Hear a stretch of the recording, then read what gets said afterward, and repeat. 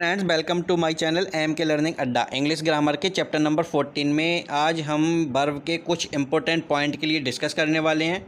जैसे कि intransitive verb of incomplete प्रेडिकेशन क्या होता है, ट्रांजिटिव वर्ब ऑफ इनकम्प्लीट प्रेडिकेशन क्या होता है, इसे समझेंगे। लिंकिंग वर्ब के बारे में भी जानेंगे, जैसे कि कमेंट्स में आप लोगों ने पूछे हैं। तो आज की वीडियो आपके लिए इंपॉर्टेंट रहने वाली है। वीडियो पसंद आए तो लाइक अवश्य करना तथा अपने दोस्तों में ज़्यादा से ज़्यादा शेयर करना। तो चलिए बढ़ते हैं आज के टॉपिक की ओर।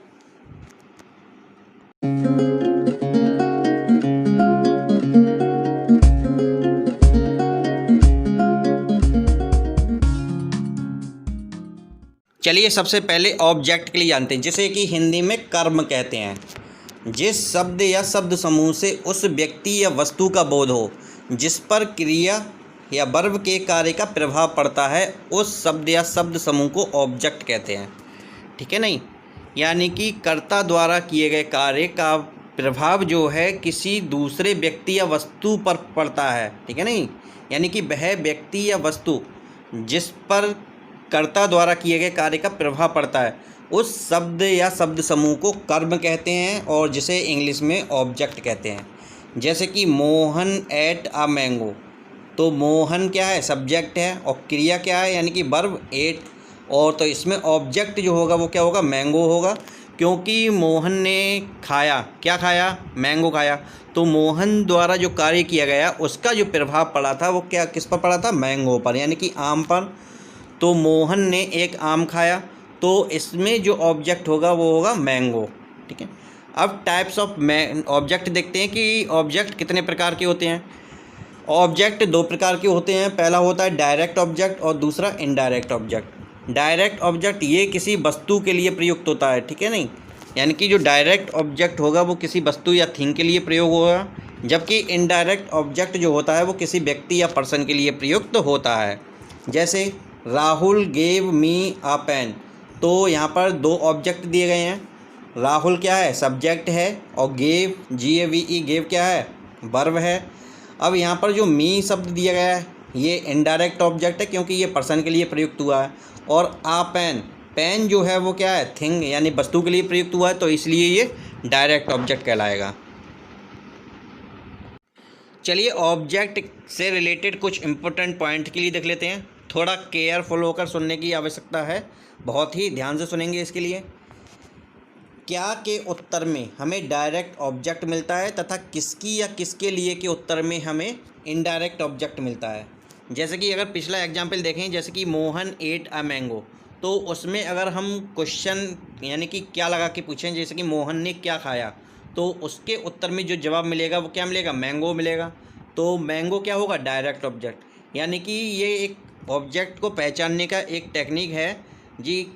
प्रश्न में अगर क्या लगाकर पूछा जाता है तो डायरेक्ट ऑब्जेक्ट मिलता है, किसकी या किसके लिए के उत्तर में हमें इनडायरेक्ट ऑब्जेक्ट मालूम पड़ता है। ठीक है नहीं, कि आपने किसकी मदद की, कि आप ये किसके लिए लाए हैं। ठीक है नहीं, तो ये क्या है, उससे इनडायरेक्ट ऑब्जेक्ट मिलता है।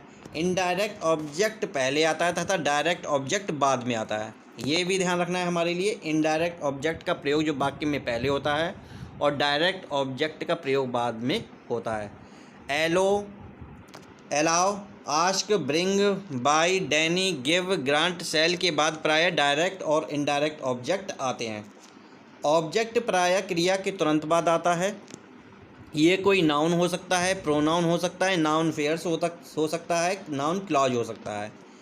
क्रिया वर्ब के साथ वाट या होम लगाकर प्रश्न करने पर जो उत्तर प्राप्त होता है वही ऑब्जेक्ट होता है। ठीक है, यानी कि कोई वर्ब है, वर्ब के साथ हम व्हाट या होम लगाकर प्रश्न करें तो उस पर जो उत्तर प्राप्त होगा वही क्या, वर्ब का ऑब्जेक्ट होगा। ऊपर जो क्या और किसकी किसके लिए वो डायरेक्ट और इनडायरेक्ट ऑब्जेक्ट के लिए था, लेकिन क्रिया के साथ अगर हम व्हाट या होम लगाकर प्रश्न करते हैं तो इसमें ऑब्जेक्ट प्राप्त होगा। यहाँ पर डायरेक्ट इनडायरेक्ट से रिलेटेड कुछ नहीं है, केवल ऑब्जेक्ट। इंट्रांजिटिव वर्ब का कोई सीधा ऑब्जेक्ट नहीं होता, अतः ऐसे वाक्य की पैसिव वॉइस नहीं बनती है। ठीक है नहीं, पैसिव वॉइस उन्हीं की बनती है जिनके साथ ऑब्जेक्ट होता है, जिनका ऑब्जेक्ट नहीं होता उनकी पैसिव वॉइस नहीं बनती। जैसे कि इंट्रांजिटिव वर्ब के कोई ऑब्जेक्ट नहीं होता, तो इसलिए ऐसे वाक्यों की पैसिव वॉइस नहीं बनती है। चलिए जानते हैं वर्ब्स ऑफ इनकम्प्लीट प्रेडिकेशन, कि वर्ब्स ऑफ इनकम्प्लीट प्रेडिकेशन क्या होते हैं। पहले हिंदी में अर्थ जानते हैं कि इनकम्प्लीट प्रेडिकेशन का हिंदी में क्या अर्थ होता है।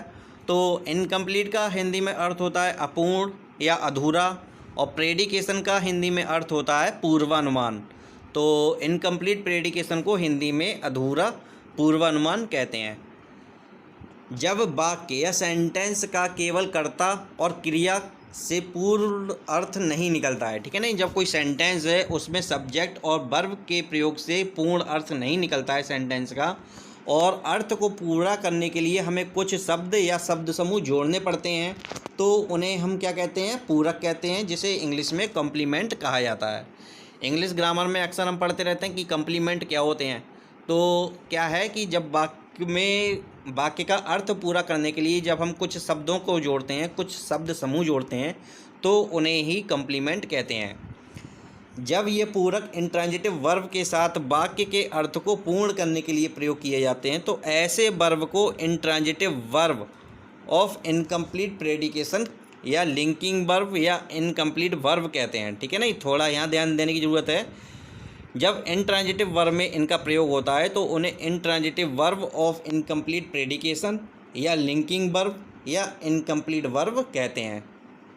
जब ये पूरक ट्रांजिटिव वर्ब में कर्म के रहते हुए वाक्य की अर्थ की पूर्णता करता है, ठीक है नहीं। ट्रांजिटिव वर्ब में ऑब्जेक्ट तो साथ में होता ही है, उसके साथ अर्थ की पूर्णता करता है, तो ऐसे वर्ब को हम क्या कहते हैं, transitive verb of incomplete predication या फैक्टिटिव वर्ब कहते हैं।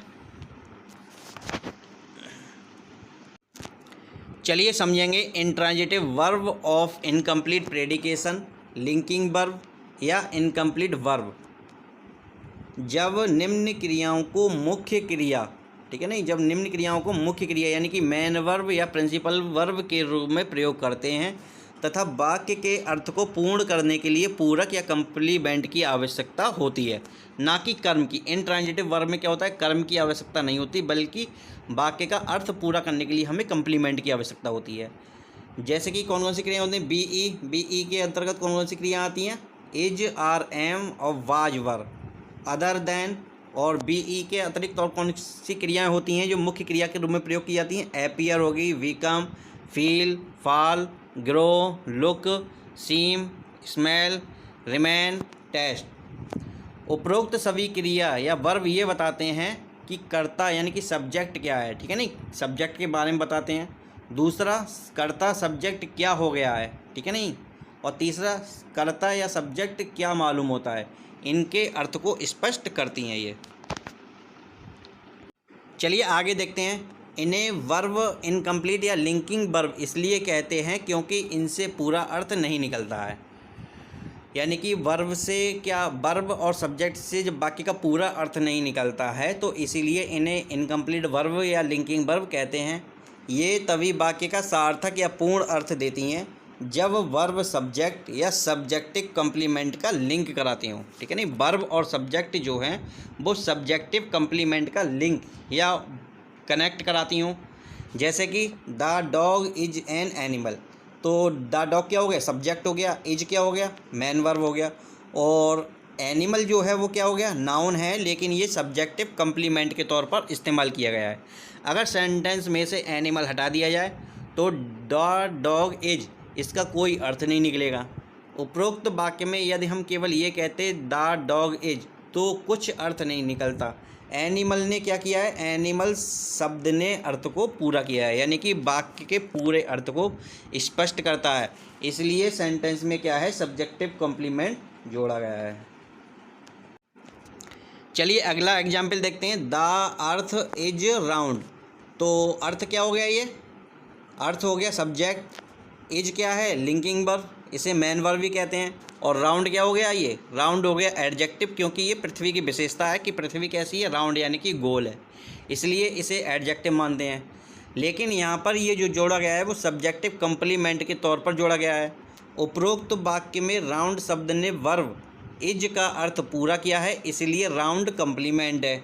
अतः पहले एग्जाम्पल में कम्प्लीमेंट एक नाउन था, ठीक है नहीं, जो एनिमल शब्द दिया था वो एक नाउन था, तथा दूसरे एग्जाम्पल में कम्प्लीमेंट एक एडजेक्टिव है। यानी कि नाउन को भी सब्जेक्टिव कम्प्लीमेंट के तौर पर इस्तेमाल किया जा सकता है और एडजेक्टिव को भी सब्जेक्ट कम्प्लीमेंट के तौर पर इस्तेमाल किया जा सकता है। चलिए आगे देखते हैं। इसी प्रकार पार्ट्स ऑफ स्पीच भी कॉम्प्लीमेंट बनते हैं, ठीक है नहीं। पार्ट्स ऑफ स्पीच के लिए भी हम कॉम्प्लीमेंट के तौर पर इस्तेमाल करते हैं। जैसे कि यहाँ पर एडवर्ब के लिए कॉम्प्लीमेंट के तौर पर इस्तेमाल किया गया है, ही हैज़ फॉलन अस्लीप, वह सो गया। और दूसरा पास्ट पार्टिसिपल के लिए भी हमने क्या है कॉम्प्लीमेंट के तौर पर इस्तेमाल किया है, ही ग्रू टायर्ड, वह थक गया। आगे देखते हैं कॉम्प्लीमेंट। सॉरी यहाँ पर कुछ शब्द कट गए हैं, थोड़ा ध्यान देने की ज़रूरत है। ये कॉम्प्लीमेंट होगा यहाँ पर। ये कॉम्प्लीमेंट कर्ता सब्जेक्ट की विशेषता बताते हैं, ठीक है नहीं। कॉम्प्लीमेंट जो होते हैं वो सब्जेक्ट की क्या विशेषता बताते हैं तथा सब्जेक्ट को डिस्क्राइब, यहाँ डिस्क्राइब होगा, ये DESCRIBE डिस्क्राइब करते हैं, इसलिए इनको कर्ता पूरक यानी कि सब्जेक्टिव कॉम्प्लीमेंट कहते हैं।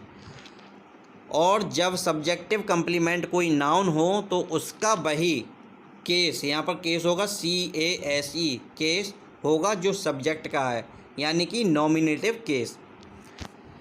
थोड़ा ध्यान देने की ज़रूरत है। कॉम्प्लीमेंट जो होते हैं वो सबसे पहले तो सब्जेक्ट की क्वालिटी को बताएंगे और सब्जेक्ट को क्या करेंगे डिस्क्राइब करेंगे, इसलिए इन्हें सब्जेक्टिव कॉम्प्लीमेंट कहते हैं। और जब सब्जेक्टिव कॉम्प्लीमेंट कोई नाउन होता है तो उसका वही केस होगा जो सब्जेक्ट का है, ठीक है नहीं। सब्जेक्ट वाला ही केस होगा, यानी कि नॉमिनेटिव केस। जैसे कि मीरा इज अ डॉक्टर, ठीक है नहीं, तो मीरा इज ए डॉक्टर। यहाँ पर दूसरा दिया है सी बिकम अ टीचर। चलिए अब समझेंगे ट्रांजिटिव वर्ब ऑफ इनकम्प्लीट प्रेडिकेशन। कुछ ट्रांजिटिव वर्ब ऐसे होते हैं जो अपने बाद एक ऑब्जेक्ट रखते हुए भी अपना अर्थ पूरा नहीं कर पाते। तो ट्रांजिटिव वर्ब के साथ एक ऑब्जेक्ट तो होता ही है, लेकिन कुछ सेंटेंस ऐसे होते हैं जिसमें ट्रांजिटिव वर्ब का प्रयोग होता है जिसके साथ एक ऑब्जेक्ट होता है, लेकिन फिर भी वो अपना अर्थ पूरा नहीं कर पाते। जैसे कि दे मेड हिम, तो यहाँ पर क्या है, दे सब्जेक्ट हो गया, मेड क्या हो गई वर्ब हो गई, और हिम क्या हो गया ऑब्जेक्ट हो गया। दे मेड हिम, तो इससे क्या है उन्होंने उसे बनाया। क्या बनाया, यहाँ पर सेंटेंस का जो है अर्थ कंप्लीट नहीं हो रहा है, कोई सेंस नहीं निकल रहा है। उपरोक्त तो वाक्य में मेड एक ट्रांजिटिव वर्ब है और इसका एक ऑब्जेक्ट हिम है, परंतु वाक्य का अर्थ पूरा नहीं होता है जब तक कोई और शब्द इसके साथ ना जोड़ा जाए। यानी कि जब तक इसके साथ कोई कॉम्प्लीमेंट नहीं जोड़ा जाएगा तब तक इसका कोई अर्थ नहीं निकलेगा। जैसे कि दे मेड हिम हैप्पी, तो यहाँ पर क्या है कि हमने एक शब्द जोड़ा है हैप्पी, जो क्या है कॉम्प्लीमेंट है। तो एस जो डिनोट किया गया है वो सब्जेक्ट के लिए, वी जो डिनोट किया गया है वो वर्ब के लिए, ओ जो है वो ऑब्जेक्ट के लिए, और सी जो है वो कॉम्प्लीमेंट के लिए। तो they made him happy, they made him a king. तो कुछ ट्रांजिटिव वर्ब ऐसी होती हैं जिसके साथ ऑब्जेक्ट तो होता ही है, लेकिन सेंटेंस का कोई सेंस निकालने के लिए हमें कॉम्प्लीमेंट उसमें जोड़ना पड़ता है। ऐसे ट्रांजिटिव वर्ब्स जो अपने बाद एक ऑब्जेक्ट रखते हुए भी अपना अर्थ पूरा करने के लिए कोई अन्य शब्द की आवश्यकता होती है, वे क्या फैक्टिटिव वर्ब्स या transitive verb of incomplete predication कहलाते हैं। जैसे कि they choose him their leader, we elected Ram captain, the जज set you free, I consider him as a fool. उपरोक्त वाक्यों में जो मोटे शब्द हैं वो अर्थ को पूरा करने के लिए प्रयोग किए गए हैं, जिन्हें पूरक यानी कम्प्लीमेंट कहते हैं, ठीक है नहीं। सब्जेक्ट भी है, मेन वर्ब भी है, ऑब्जेक्ट भी है, लेकिन इसके बाद भी वाक्य का अर्थ पूरा नहीं हो रहा है तो उसके लिए हमने कम्प्लीमेंट को जोड़ा है जिससे कि वाक्य का अर्थ कंप्लीट हो। उपरोक्त वाक्यों में वे शब्द ऑब्जेक्ट के विषय में कहे गए हैं, इसलिए वो जो कॉम्प्लीमेंट हैं वो कर्म पूरक यानी कि ऑब्जेक्टिव कॉम्प्लीमेंट कहे जाते हैं, ठीक है। यानी कि पिछले सेंटेंस में हमने जो पिछले एग्जाम्पल देखे थे उसमें जो कॉम्प्लीमेंट जोड़े गए थे वो ऑब्जेक्ट के तौर पर जोड़े गए थे, इसलिए उन्हें ऑब्जेक्टिव कॉम्प्लीमेंट कहते हैं। नीचे कुछ वर्ब्स हैं जिनके साथ हमेशा ऑब्जेक्टिव कॉम्प्लीमेंट्स आते हैं।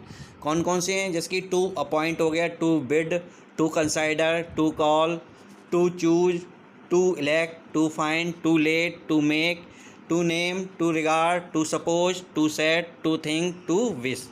इनके साथ ऑब्जेक्टिव कॉम्प्लीमेंट्स आते हैं।